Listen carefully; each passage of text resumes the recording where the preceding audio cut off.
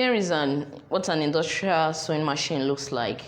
It is not recommended for beginners. So there are different types of industrial machines. Some they perform specific functions. There's a specific one for blind hem stitch. There's a specific one for rolled hem. They're just different industrial sewing machines. But this is the lock stitch straight sewing machines, and it is very fast. It is not recommended for beginners, but it's just necessary you know there is an industrial sewing machine. Secondly, this is a domestic sewing machines. These ones, they're pretty easy to use. All you have to do if you get one is to read the manual, and you get to know all that it can do.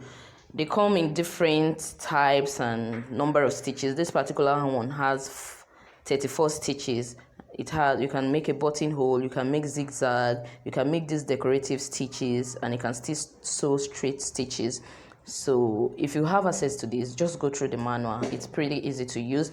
This particular one uses just electricity, so you can't attach it to a pedal. You can't use it when there is no light. You need light all the time. So it comes with a pedal foot that you put your foot on, and it just sews. It sews easily. It's quite delicate, so you can't sew a thick layer of fabric on it, but it's very handy. This particular one has a handle here. You can just pull it along, and whenever I have a work or fitting I need to do, I take this along with me if my client is not coming in here. So it's pretty portable and lovely. You can I got this particular one from Kichi online, but you can get on Jumia new ones. You can get second hand from different online vendors, Facebook and Instagram vendors. You can get it as cheap as 20,000 naira, yes, but this particular one was 34,000 naira. And so let's move on to the one we recommend for beginners. So this is the manual sewing machine, and this is what I recommend for beginners. Once you know how to deal with this, trust me, the other two, even the industrial, it won't be too hard for you to master. With this, you can work even without light. And I think it's very, very popular. Of course, we use it a lot here in Nigeria. Even though in the Western world, they tend to use more of the domestic machines. So it has a foot that you pedal on. I'll put you through the pedaling process and how to make straight stitches. There are some of them you can attach an electric motor to. I have a tutorial on my YouTube channel that will show you how to do that. So this particular one has an electric motor attached here. So if I like, I can plug in my power supply, and I won't need to use the foot pedal. I will just press on the pedal of my motor, and it will just sew. And another machine you also need to make use of is a serger. That's those overlocking. Overlocking is the kind of stitch you use to make the edges of your dresses neat. So you see how we use that in giving our edges and hems and all that neat finishing. I'll post a video on how you can thread this particular lock stitch sewing machine as well. And onto other necessary tools, you have your pattern paper. So this particular white paper, I love using it a lot, and it's quite cheap. I think each piece sells for around 12 naira, and you can easily find it at printing presses where they make greeting cards and all that. They sell just 12 naira per piece. And another one is this brown paper.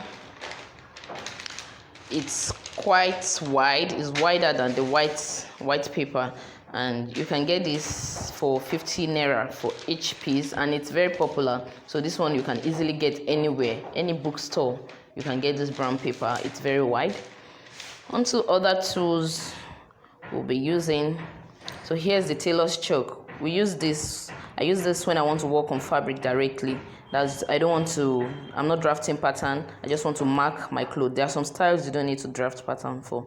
For example, the shift dresses and all that. Or you just want to make a simple skirt, nothing elaborate. You may just work directly on your fabric. It's faster that way.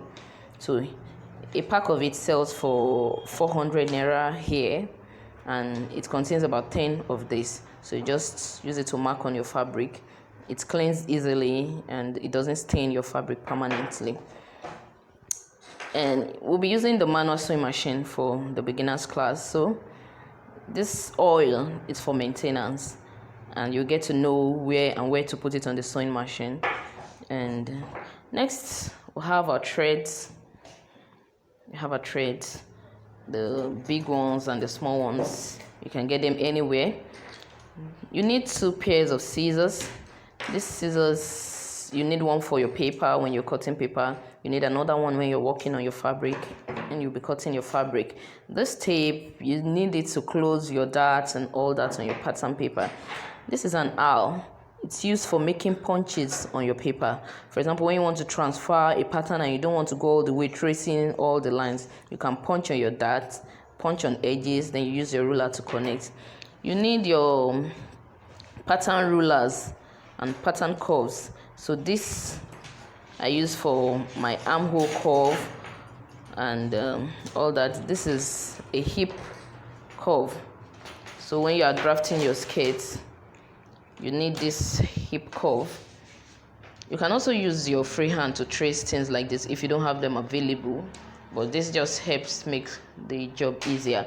So this you can use to trace any other curve when you are making princess darts, your armhole, your neckline and all that. And here is a ruler. A ruler, you rule a lot, connect dots and all that. You get to see how we do that. This is also an armhole curve. So, and next, you need a tape. We need a tape. The tape we use in taking measurements. I'll teach you how to read this tape. I use mostly the inches side, so we have 2 sides of it, the centimeter and the side that's in inches. You need your pins. Pins are used to hold fabric together, paper together, and sometimes you don't need to sew before seeing what the finished look will look like. You first pin it down and take a look at it to be sure you're getting things right. Now these are dressmaker pins. They come thinner than this type of pins, so they are thinner and they slide through fabric easily, and they are decorative and just pretty to work with. These are the regular pins, so if you don't have access to the dressmaker pins, you can simply use this. These ones are thicker, but you can make do with them if you don't have access to a dressmaker pin. And here is a tracing wheel. A tracing wheel is used to trace on paper when you want to transfer a particular pattern. You want it to reflect on another paper. Maybe you have a basic bodice that you always transfer to make for a particular client or for yourself. And when you want to transfer the pattern you have drawn on it, you use this tracing wheel. You press down on it and you have the marking, the lines transferred to another paper. So that's what a tracing wheel does. We may not use this in this class, but this is a pinking shear.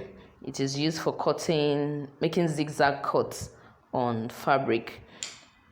When you're working with neoprene or scuba, you can use this to finish your edges, because that type of fabric doesn't fray, so you can use this to finish the edges and you won't need to sew it again. Or when you want to make some decorative patterns on the edges of steel fabrics that doesn't fray, you can make use of this. I also realized this hair tie, that period, they use this to finish the edges.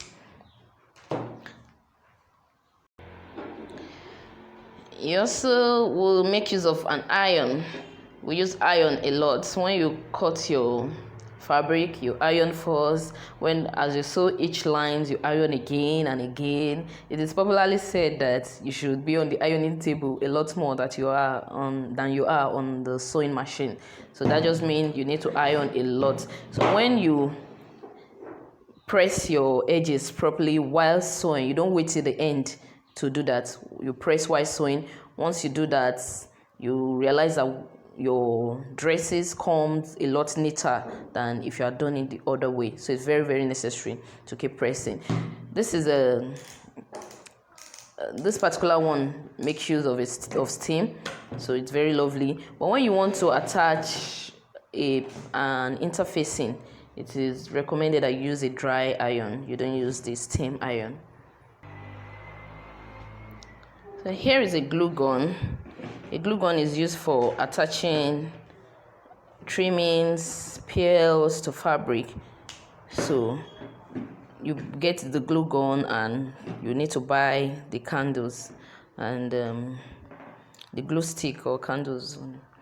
All you have to do is plug this onto a power supply, leave it to heat a bit, and you do this and you have your hot glue coming. It's used for attaching lace trimmings and peels to fabric for making decoration. And this is a wadding popularly called a breast pad. I don't like using the very hard one, no, so I prefer this soft one. There's a softer one. When I don't want the dress to look padded, I just want something simple, I go for the very soft one. But this is the regular one I use, and I think we'll be using this mostly in this class. It comes with two sides. One side is glossy, so that's the side that sticks to the fabric. You stick this to the fabric using your iron. And this is what an interfacing looks like. Here is the hard version of this. So this hard one I use for my flares, and when I want the dress I'm making to stand, I use this. But in most cases I use this I just put this all over my dress to give it a firm structure, to make it look firm and more beautiful. And also it has two sides, one glossy side and one plain side, so it's a glossy part that sticks to your fabric.